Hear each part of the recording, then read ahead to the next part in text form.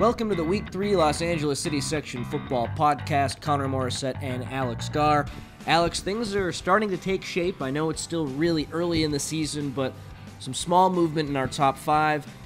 Reseda stays in the top 10. We're kind of starting to see who's for real and who isn't so far. Yeah, things like you said are kind of taking shape. We've got Dorsey at 10. We're going to jump into our top 10 a little bit. A couple of teams that were out last week. In fact, Crenshaw, we talked about them dropping out of our top 10. They're back in. Fairfax, the team that they beat last week, they drop out. Eagle Rock, they're making some strides up. I know a lot of people kind of think Eagle Rock, soft schedule, but we've got some words for them. I'm excited to get through this top 10. Yeah, and before we get into the top 10, I just want to hit on Palisades. They are 10B right now. Yeah, very close, very close. They're 3-0. They haven't really played anyone close. They've beaten everyone. First real test for them comes this week against Southgate, so I think if they're able to beat Southgate, then that should propel them into the top 10. But I want to make sure that we shout them out because we're on our radar, we're watching them, and I know a lot of people are saying, where's Pally? Well, make a statement this week and you'll get into the top 10, I think. Yeah, I think Southgate's really that first big test. They've beaten Cleveland. They went out and beat Granada Hills to win the Charter Bowl. A couple of games that they were sort of expected to win, but here we go, Palisades. As I mentioned last week, I thought they'd start the season 3-0. Here they are. I think if they're 4-0, there's no excuse they won't be in our top 10. So at number 10, you mentioned it, Dorsey. They're 0-2. But they've lost to two teams that were just better than them in Long Beach Poly and Alemany. They have the most to gain this week as they go to San Fernando. That's a team that's more on their level. How do they perform against a team who's just closer to them in stature? I think if they can get a win, they'll be firmly in the top 10, but a loss will almost for sure drop them out. Yeah, I think so. They would start the season 0-3. Now, remember Dorsey last year, they had a really, really tough schedule. They went 0-5 to begin the season, so it's nothing new for the Dons. They schedule some of the really toughest opponents, both city and southern section. They're not afraid. We talked a little bit about it last week. Is that the best way to schedule your non-conference? We're not exactly sure. Maybe you want to dip down a little bit, play some teams on your level.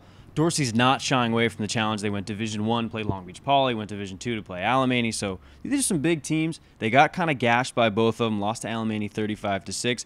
But here's the thing. They didn't get run over in these games. Now, you look at the stats, yes, the scores are big, but rushing yards, that's not a big difference for them. They seem to control the run a little bit better than some of the other teams. San Fernando, they're a rushing-heavy team. Dons might have a pretty good run defense, or at least it looks like so far. So that's going to be a really, really good game. And I know that you'll be there. To be honest, I saw Dorsey at a 7-on-7, but they don't do much on Max Preps. We don't really have too much of an idea about what this team's all about, so I'm excited for you to check them out, see how Peel they're back doing. the curtain a little bit. Yeah, and I mean, I'm just excited to see how they perform against a team that's on their level. That's kind of what we're talking about as the Long Beach Poly and Alemany games. You can't really take too much away. So at number 9, Reseda, they're 3-0. They beat Marshall 20-6 last week. I was there. They play Huntington Park next. The big game on their schedule is San Fernando, the start of the Valley Mission League. They actually have a transfer quarterback in Ezekiel Savage who will be ready to play after the sit-out period against San Fernando. So with him, the Philly Freak, Alonzo Gray Hall, Derek Boyd, a nice freshman running back, Mario Martinez plays both ways for them. They don't have much depth, but they have a lot of really good players. I really am looking forward to seeing how they do against San Fernando because, let's face it, they're going to beat a lot of these teams who just aren't really on their level. They have a good base, though. Yeah, Savage, he's transferring from Royal, so once he's eligible, I think that offense is really going to start to click. Let's face it, they've got one of the easiest schedules here in the city section, certainly in the top 10. They're going to go undefeated except for that San Fernando game. I think that game at September 21st against the Tigers, that's going to be their one loss. But for the rest of it, they could get into that open division just with that one loss because I don't see any other team on their schedule that's going to beat them right now. Derek Boyd is a 15-year-old freshman who had 3 touchdowns against Marshall. He was also making plays on defense and special teams. He's a beast.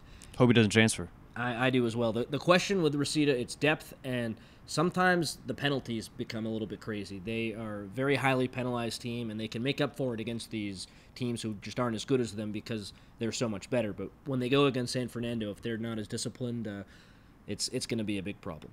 At number 8, Crenshaw, so they move back in, as you said earlier, after beating Fairfax. That's a game you were at. That was a 23-9 win. At Garfield next, that's another really interesting game. I think if Crenshaw can sweep the city section teams, they have to make open. If they sweep Fairfax and beat Dorsey at the end of the year and beat Garfield this upcoming week, I don't know how you can overlook them. I don't think they'd be a high seed, but 3-0 against those teams, I think gets them in. Well, Crenshaw on name alone is going to get a look. And then, of course, if you have those big quality wins over Garfield, if they can beat them, they've already beaten Fairfax. And then depending what Dorsey does, let's say Dorsey beats San Fernando this week. Dorsey's all of a sudden one of the best teams in the city. If Crenshaw beats them, yeah, that whole body of work is going to get them into the Open Division. But besides that, expect the Cougars to kind of be filtering in 7-8 seed no matter what they do. But they got Garfield next. They pretty much ate Fairfax alive on defense last week. They had 6 turnovers. They only rushed 3 or 4 a lot of the time, and they were able to get good pressure on Fairfax quarterback Scott Harris. The rest of the guys were able to just kind of sit back, play center field. I mean, they came away, I think, with 4 or 5 interceptions in that game. So the pass defense looks really, really good. They got a lot of offensive weapons that kind of came to light. They scored towards the end of that game in the fourth quarter. The key here for Crenshaw, Garfield features a big running attack. We talked a bunch about Peter Jason Garcia over there. Ran for 300-some yards in one of his games. So he's going to be a guy you got to bottle up. Offensively, I don't know if Crenshaw's going to score a ton of points if it gets into a shootout. Key here for them, you got to clamp down on defense. Yeah, we didn't see much from Devontae Halsey, the Crenshaw quarterback, in that game. And you mentioned it. Garfield's going to put up some points. I think because they're a little bit more balanced than Fairfax, they will have the ability to score a lot against Crenshaw. Can the Cougars not really rely on turnovers and score on offense? That'll be what we watch for in that Garfield game. And then at 7, it is Garfield, so we'll touch on them a little bit more. Undefeated at 3-0. They beat Salesian last week 29-6. So they've beaten 3 Southern Section teams, and Montbello, Sure, and then Salesian. Can that translate into the city section? And usually, if you beat Southern Section teams, you're doing great, but let's face it, these Southern Section teams aren't exactly really top of the line. So how do you see this one playing out? Do you think that Garfield can continue this success, or do you think Crenshaw is maybe a better team than they've seen so far? Well, against a decent defense in Salesian, Garcia ran for 105 yards on 22 carries and didn't score. The game before, I think he had 322 yards and a couple of touchdowns. So you can stop this kid. It seems like when you get a couple of big guys up front, you're able to plug some of those gaps. You can slow this kid down. Key here for Garfield, score early and score often. This was the trouble with Fairfax. They turned the ball over early. Crenshaw didn't immediately take advantage of those turnovers. Fairfax kind of didn't get out of this game until the fourth quarter when Crenshaw put up a couple of big scores there at the end. So move the ball early, get some first downs, score a couple of times, make the Cougars push on offense. Because we didn't see a lot until the end of the game from the Cougars last time. Make them make a move on offense. You talked about Devontae Halsey. He's a young kid at quarterback. He's 5'9". Their offense didn't really start clicking towards the end of that game. So you got to really kind of put points on the board, put the pressure on them. I think Garfield right now, because of the offensive weapons they have, I think I might take the Bulldogs. And this will be a game we'll pick in a little bit at the end of the show, but Alex, you kind of tipped your bets I right spoiled there. it, I know. At number 6, we have Carson. They're winless at 0-3. Got destroyed by Cathedral last week, 41-0. They play in Las Vegas against a team from Hawaii. Farrington, maybe a good opportunity for them to get their first win. But Alex, the injury bug has hit them hard. Yep. And that really is why they haven't been competitive in a few of these games. Yeah, losing quarterback Cross Filetoy really hurt. I think he moved because he was eligible right away. He was plugged into that offense. That quarterback I thought was really going to kind of make things hum. Now he's out for who knows how long. It might be the rest of the season. We're not really sure. You were talking about the coach's son stepping in. He's now the quarterback. So things at Carson, there's a lot of turnover, and they've only scored at 9 points all season. So I think this game here against Farrington, as you mentioned, from Honolulu, go have some fun. It's in Vegas. It's a road trip. You get to hang out with your boys over the weekend. Go out and win this game. Get the season started on the right note because, let's be honest, this could be a really tough season here for Carson. They get Los Alamitos in a little bit. That's a really good team. They just beat Long Beach Poly. I think their first win, if they don't beat Farrington, might come against Inglewood on September 21st. And then if they beat Inglewood, their second win might come the next week once Marine League gets going in San Pedro. But that's no guarantee. We've talked about San Pedro being pretty good. Banning's been up and down, and then they got Narbonne to end the season. So it could be a pretty tough year here for the Colts. Key here is go to Vegas, get a win, get things rolling, and kind of get the season back on track. Yeah, Ueo Ale, the sophomore, son of Arnold Ale, he is in at quarterback for Carson. And I think it's just a year before Coach Ale would have wanted his son to be the quarterback. Yeah. So he's rusting a little bit, but this will be valuable experience for him. And he has great genes. His dad played in the NFL, so let's give him a bit of a chance before we totally write off Carson. But against Cathedral, really tough to make a debut against them, or maybe not a debut, but a starting debut, I believe. And 41-0, weren't able to put up any points. That's a really good Cathedral team. They're just kind of running through every LA City section opponent that they're playing. At number 5, Eagle Rock, undefeated at 3-0, beat Bell 29-6. They host Fairfax this week. Fairfax is a team that we were really high on. They're out of our top 10 now. but that's still a test for Eagle Rock. Scott Harris, I know he struggled against Crenshaw, but that's probably the best quarterback that they're going to face so far this season. I think Eagle Rock, though, based on that Fairfax performance, probably should win that game. Eagle Rock should go undefeated. And if they go undefeated, it's going to be hard to keep them out of the Open Division. If they lose a game, especially if it's against Fairfax or Franklin on October 19th, that's the other tough game. If they lose either one of those, I think it's easy for the selection committee to just kind of bump them down to D1. But they should go undefeated. They should beat Fairfax. I think Scott Harris pretty much, he was under duress all game against the Cougars last week. He really only has one or two weapons, doesn't have really much of a run game, so it's all on him. He was forcing a lot of throws. He was under pressure, kind of rolling out to his right. He's a left-handed quarterback. That's always going to be tough. So for Fairfax, can they punch Eagle Rock in the mouth, kind of set their season back a little bit? It's possible. I expect the Eagles to go 3-0 or 4-0 here the next week, and they should go undefeated. Yeah, on undefeated watch quickly, Eagle Rock definitely has the best chance. I think Palisades also has a chance. Going undefeated, though, in that Western League will be tough. Venice, that's tough. Yeah, they have a shot. And then Reseda, San Fernando's the tough game, but I think they have a shot as well. Not that big like Eagle Rocks, but those are the three teams that I'm looking at that could run the table this year. At 4, Venice, they're 2-1. They beat Arleta 56-15, and that sends them into an off week. They're going to play Newbury Park in a couple weeks. That's a team from Division III in the Southern Section that is very talented. That'll be a tough team. They have a quarterback going to Cal and Ben Gilbranson. But Venice, they started off slowly against St. Paul.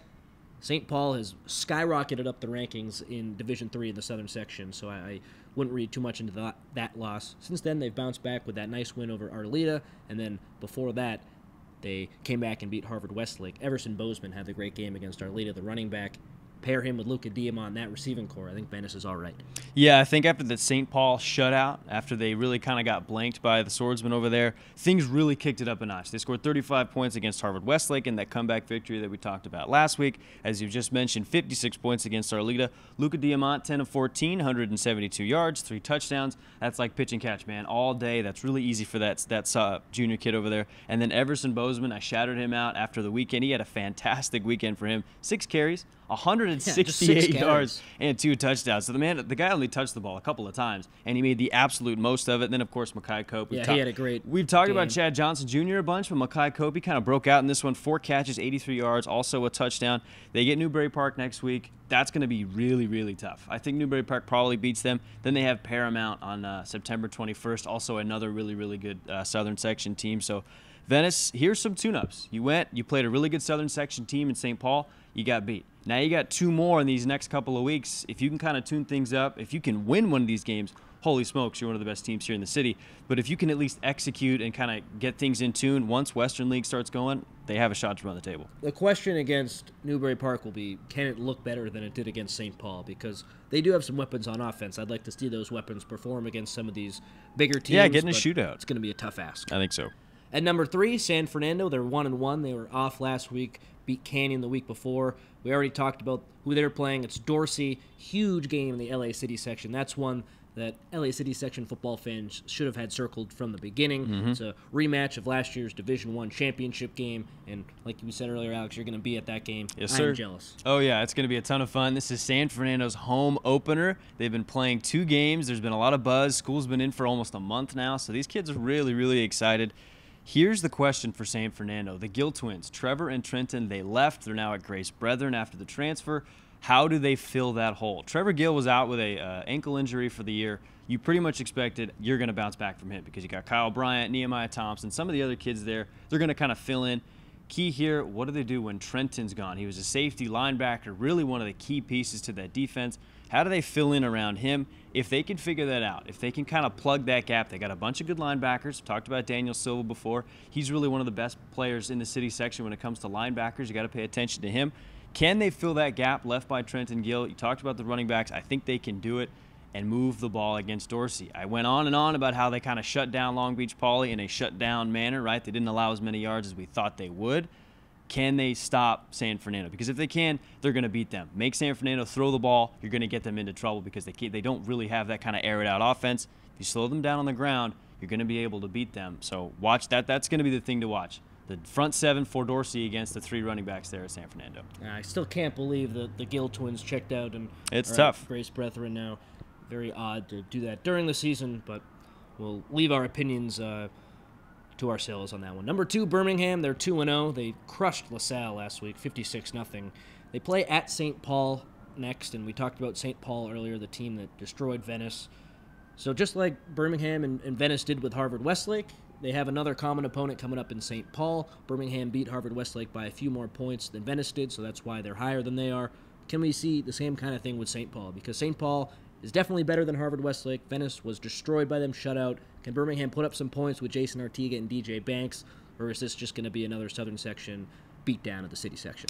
I would hope that they would score a couple of points just for their own sake, because 56-0 against LaSalle, everything's working. Offense was clicking, defense was shutting them out. That feels really, really good. I tweeted that they put the City Section on notice, and I really feel like that's kind of how it works. You go out and shut out a City Section team, or a Southern Section team, blow them out on offense. That's huge. People are going to pay attention to that. St. Paul's probably going to beat Birmingham just because we think St. Paul is really one of the genuine best teams in Division III down there in the Southern Section. So can they score? I think they can. It'll be maybe 25-7, 28-7, 35-7, somewhere in there. Maybe they score a couple of times, but look for them to keep it close. Moving forward here with the Patriots, then they have Agoura, which I think they can beat. Agoura plays El Camino this week, so we'll kind of get a feel for where the Chargers are there. I think that's a pretty evenly matched game. So yeah, I think that'll so. be one that'll be exciting to see. Yeah, the Agoura Chargers, El Camino, and then they play Birmingham. I think that'll be pretty exciting. And then they get Notre Dame. Notre Dame, Sherman Oaks, they're going to be tough. They're 0-2, but they've played some really, really good teams. Yeah, and they almost beat Moore Park last week, kind of a back-and-forth game all the way down to the wire. So that's going to be a really, really interesting matchup. They could go 1-2, they could go 0-3, and if they steal a win, hey, maybe they go 2-1. I do expect one of these Southern Section teams to trip them up, but once they get into league, I think they're going to cruise. El Camino does not look like they've kind of got the same muster that they had last year. So Birmingham, I think they're going to sweep West Valley League and look for them in the open. And at number 1, the Gauchos of Narbonne, 1-2 on the season, picked up their first win against Palos Verdes, 34-10 last week. But now who do they play? The mighty Corona Centennial team. Oh, man. That is a really tough game. One of the best teams in Southern California. The good news is Narbonne has them at home. Last year they got running clocked on the road against Corona Centennial. And I was at practice yesterday, and some of the players and coaches said that bus ride on the way home. Oh, boy, I would not want to be on that bus rides of all time. So the question is, I don't think Narbonne's going to win. I don't think you think Narbonne's going to win. But what's the score of this game? Is it going to be running clock like last year? Jalen Henderson is still in at quarterback. How is he going to look? He bounced back against Palos Verdes after a really tough performance against Long Beach Poly. I still think we can take some stuff away from this game. And, I mean, it wouldn't surprise me if it was a 30-point or maybe even 35-point loss and we see running clock. But, I mean, how much has Narbonne improved on offense since that Long Beach Poly game? That's kind of the question. Well, they beat Palos Verdes 34-10, so that's a good sign. They're really putting the points on the board. We thought they'd win by a couple of scores. They went out. They kind of executed what they wanted to. Jalen Henderson, 19 of 25, 279 yards, and a touchdown. That's a huge bounce-back win. That's a huge comeback effort. Gets the confidence going. Really feels good as a sophomore. And now here comes the gauntlet. Centennial, and then Sarah, and then Lawndale. Really good running back, and Jordan Wilmore over there. He's going to SC.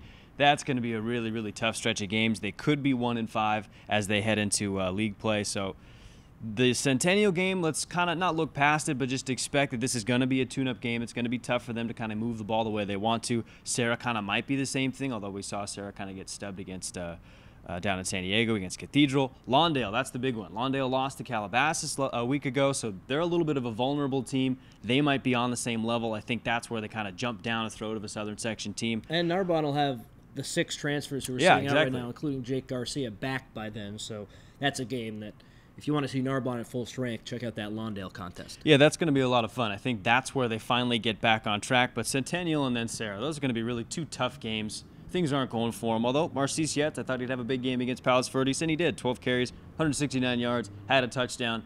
Narbonne's number 1. They're going to go wire to wire, and they're probably going to stay number 1. They're probably going to sweep through the Marine League, and they're going to go back to the Open Division title game. It's just a matter of how do they get there and how do they prepare, because a vulnerable Narbonne team, let's say Birmingham goes out and they're better than we think they are, and they go and beat some of these Southern Section teams, that's going to be more interesting in the Open Division. But for now, Narbonne, they're number 1. They're going to stay there. Yep, I agree with you. I think they have a okay shot to beat Sarah. I'd put it at like 20-25%. Corona Centennial, I don't think they have a chance. But that Sarah game, without Jake Garcia and with Jalen Henderson, I still give them a small chance in that Puncher's one. chance. Yeah, and then when Lawndale comes, or when they return their players for Lawndale, I think they'll have a great opportunity. Then you mentioned the Marine League. They should start to hit their stride there.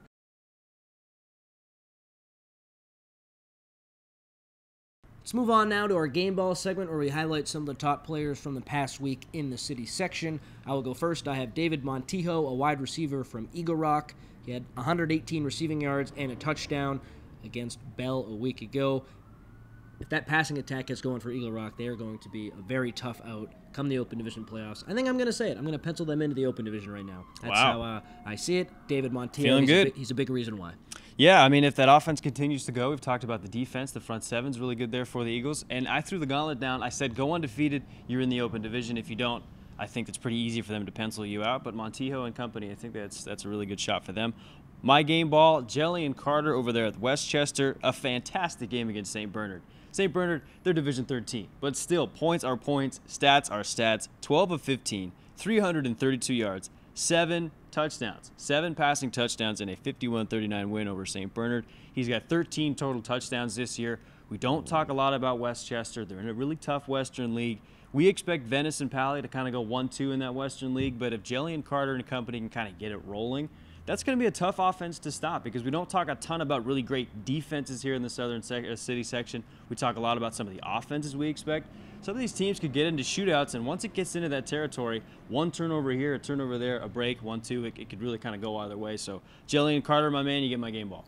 Matthew Ventura from Garfield had 14 tackles in a win against Elysian. Good for him. I want to shout out him, too. Forgot to when I talked about Garfield earlier.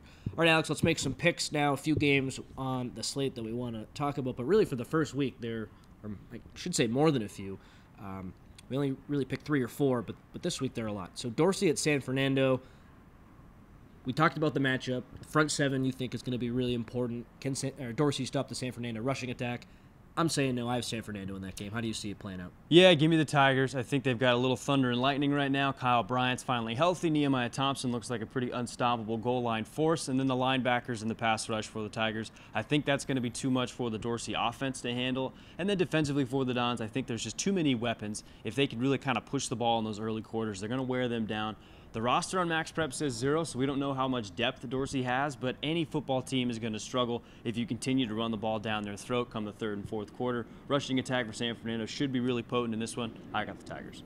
Next game, Crenshaw at Garfield. Both teams are coming off victories.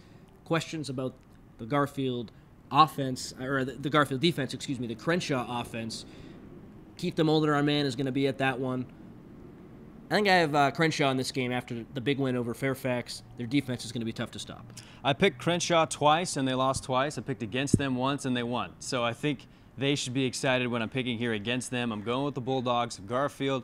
I think Peter Jason Garcia and company is really going to do damage. I think that run attack is going to prove to be a little too formidable for a decent defense there. They came up with a bunch of turnovers. I think Garfield, if they can keep the mistakes in check, if they keep the turnovers kind of under control, they're going to win this game.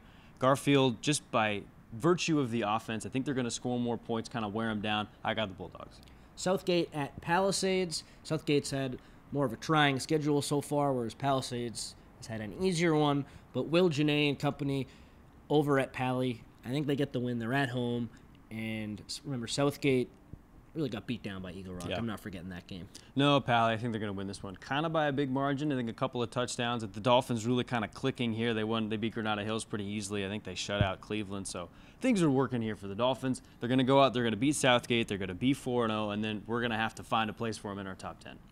Fairfax against Eagle Rock. Is there any chance you pick Fairfax after what you saw last week? I don't think so. I like Scott Harris as a quarterback, but the weapons in the offensive line are just a little too small for me. He didn't get a lot of protection. He was rolling out all day long, under pressure, really just kind of chuck and duck. Not a lot of execution there. It was a lot of kind of a one-man show. I'm picking Eagle Rock in this one. Keith DeMolder has been really high on Eagle Rock, says the front seven's great. If that's the case, if the front seven for Eagle Rock really is as good as Keith thinks it is, they're going to give Scott Harris a ton of trouble. I don't like Fairfax in this one, and I've said Eagle Rock's going undefeated, so I'm sticking with it. Give me the Eagles. I like Eagle Rock as well in that game. 2 more. St. Paul will host Birmingham. We've kind of tipped that pick a little bit earlier. Really, really big test for Birmingham. I bet the spread in that one would be like 24.5. Can they keep it that close? I think so. I think as we were talking about it, maybe 24-7, 31-7, somewhere in there. It's going to be close to that 24-point spread. I don't see Birmingham winning this one, but I do see them kind of figuring out how they can punch up against a really good team because they've beaten some decent teams so far, but not really to their level of competition. They've kind of gone out and beating the teams that they should. Here's a team they have no business beating. St. Paul really should kind of take it to them. But as you mentioned, if Artiga and those guys can kind of keep it close, we'll be kind of looking towards them towards the end of the Open Division playoffs as someone who might be an upset watch if they can keep this game against St. Paul close. But I got the Swordsmen. Yep, both of us have St. Paul. And then lastly, Narbonne hosts Corona Centennial, another game where there should be a big spread. We're both going to take Centennial. Yep. How do you see that one, points-wise, finishing? I would hope that Narbonne gets on the board. If they get shut out, I think that would just be demoralizing for them. I see Centennial scoring 45, maybe 50 points in this one. They're our third-ranked team in our Southern Section top 10. They're going to be one of the best teams in the state. I mean, they've got a historic program over there, and they continue to pump out great players. Centennials might get a chance to running clock them towards the end of this fourth quarter. Narbonne just has to score for their own reasons. They just got to get out there, put some points on the board, and try to make this thing look as good as it can. But Centennial might put up 50. I have 7 touchdowns in that game for Centennial. I like Centennial by 49-7 score. Maybe Narbonne ends up getting one. That'll do it for the LA City Section Week 3 Football Podcast. For Alex Garr, I'm Connor Morissette. We'll see you next time.